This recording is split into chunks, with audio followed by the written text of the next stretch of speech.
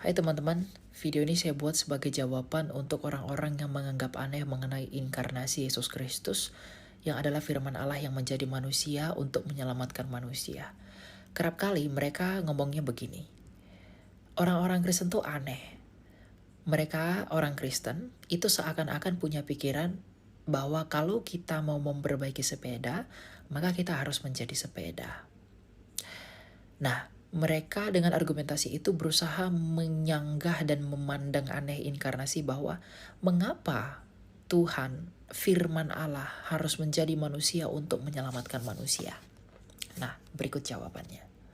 Pertama-tama kita perlu mengetahui bahwa dalam teologi kekristenan, kita percaya bahwa manusia itu diciptakan menurut gambar dan rupa Allah dalam Kejadian 1 ayat 26. Dan gambar Allah itu siapa?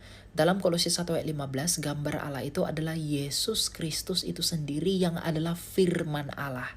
Nah, ketika manusia yang diciptakan oleh firman Allah ini rusak dan melenceng dari tujuan yang semula, maka firman Allah itu sendirilah yang memulihkannya dengan datang menjadi manusia. Nah, pertanyaannya, mengapa harus menjadi manusia? Sederhananya begini, katakanlah saya menciptakan suatu karya di atas kertas ini, dan saya menciptakan karya saya menggunakan alat penciptanya, yaitu benda ini.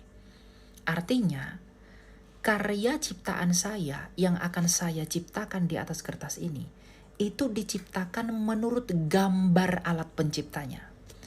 Dan karena alat penciptanya ini bulat, maka saya menciptakan ciptaan saya ini bentuknya juga bulat. Nah, ketika ciptaan saya ini mulai rusak, katakanlah dia rusak, bagaimana saya memulihkannya supaya dia menjadi baru? Saya tinggal menempelkan alat penciptanya kepada ciptaan saya yang rusak ini, agar ia menjadi baru. Seperti itulah firman Allah menjadi manusia. Gambar ini ibarat manusia, sedangkan alat ini ibarat firman Allah sebagai pencipta. Sebagaimana gambar ini diciptakan oleh alat ini, maka begitulah manusia diciptakan oleh firman Allah.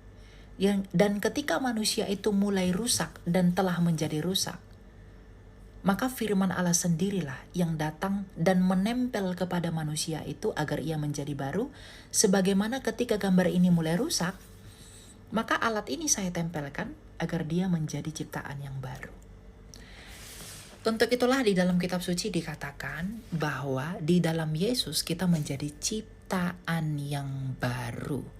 Dengan demikian, ketika firman Allah itu menempel kepada manusia dengan menjadi manusia, maka di dalam dia kita menjadi ciptaan yang baru.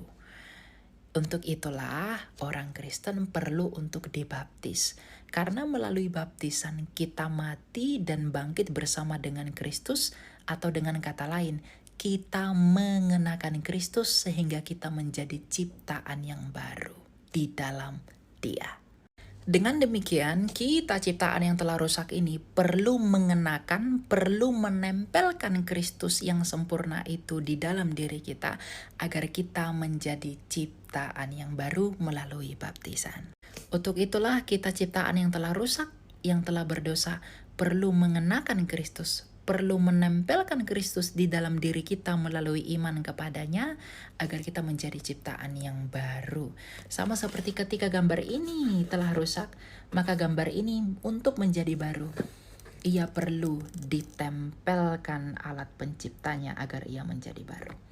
Maka ketika manusia yang diciptakan firman Allah itu telah rusak, maka kita perlu ditempelkan dan dikenakan oleh firman Allah itu sendiri yang menjadi manusia. Karena di dalam kemanusiaan Kristus, maka kemanusiaan kita yang tidak benar ini akan dibenarkan oleh kemanusiaan Yesus yang benar itu. Demikian yang dapat saya sampaikan, semoga ini membantu dan tidak membingungkan. Tuhan memberkati.